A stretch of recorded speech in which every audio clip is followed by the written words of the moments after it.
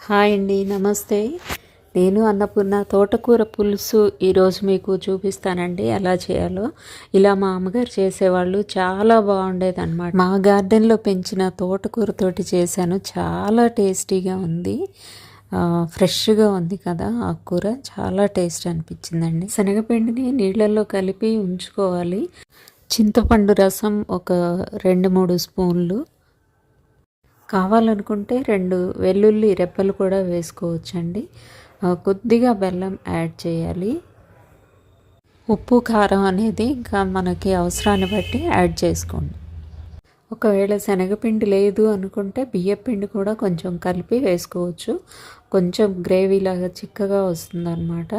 చాలా బాగుంటుంది. ఒకసారి తప్పనిసరిగా ట్రై చేయండి. వేడివేడి అన్నంలో ఈ పులుసు నెయ్యి వేసుకొని తింటే అమోఘం అన్నమాట.